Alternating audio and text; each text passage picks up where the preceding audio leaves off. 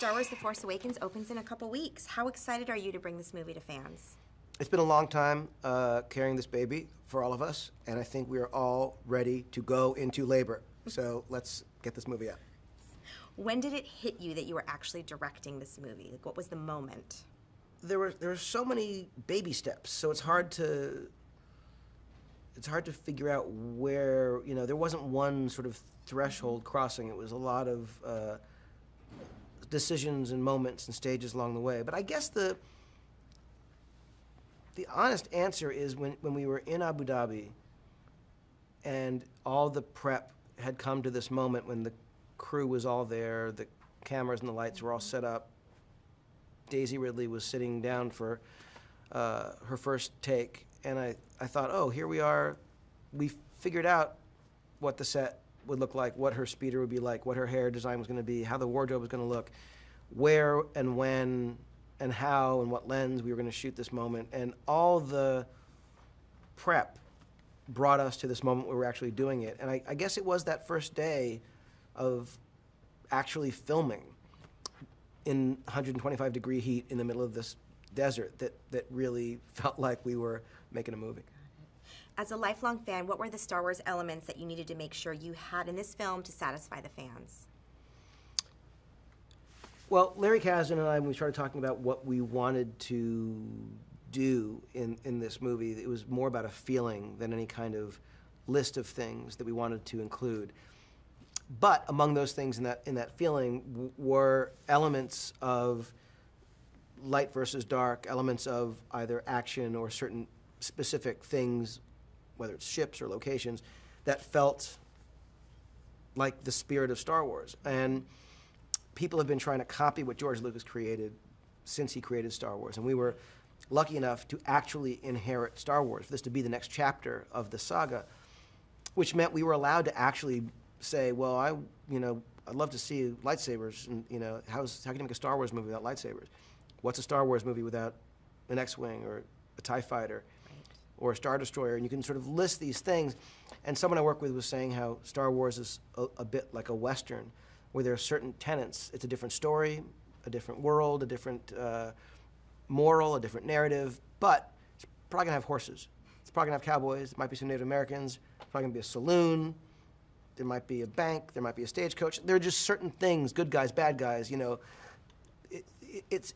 It was a little bit like needing to know, okay, if we're telling a story in this genre, in this Star Wars genre, what are certain things that feel like essential elements? But once we had those things, everything was serving the story. Who are these new characters? Who are we meeting we've never met before? What is their story? Why is it relevant? Why are we telling a story at all in this universe? And that was, I think, the most fun we had. Okay. How did you go about ensuring that the movie would be relatable to a whole new generation of fans? Well, the key to this movie was not any of the accoutrements or props or ships or locales. It was all about who is the story about. And when Larry Kasdan and I began writing the script, that was the fundamental question. We would make ourselves tell each other the story. This is a story about a young woman this story about a young man who, tell the story. And it's amazing how that is sort of a litmus test for something that either works or not, because you can't say it's a story about really cool gadgets.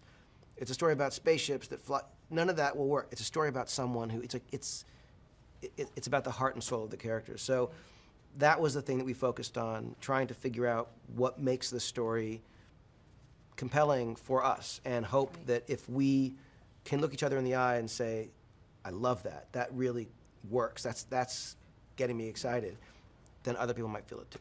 Talk about the importance of music in this film. When I look at the list of things, let me start over. When I think of the things that George Lucas did and got right, got perfectly in that first movie, it is so long and stunning to think of those things, but nothing on that list is more important than the music.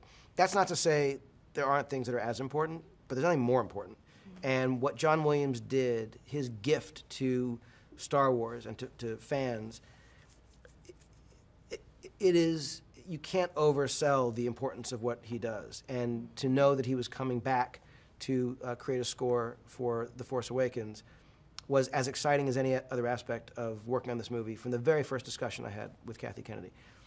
To be on the stage when John Williams conducted the main titles, which of course is familiar to everyone who knows Star Wars, that was incredible. But then to watch him conduct and hear the orchestra play so beautifully the end titles, the almost 8-minute long end titles, what was incredible about that was it starts the way it always starts, but then it dovetails into these themes, Rey's theme, the Resistance theme, Kylo Ren's theme, these incredible cues that we had become accustomed to over the months of doing post-production that were so beautiful and soaring and emotional and powerful and somehow perfectly integrated with the score and the music that we know, the Force theme, Leia's theme.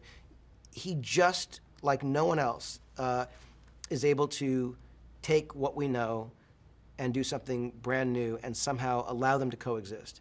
And I realized that's what we were trying to do all along.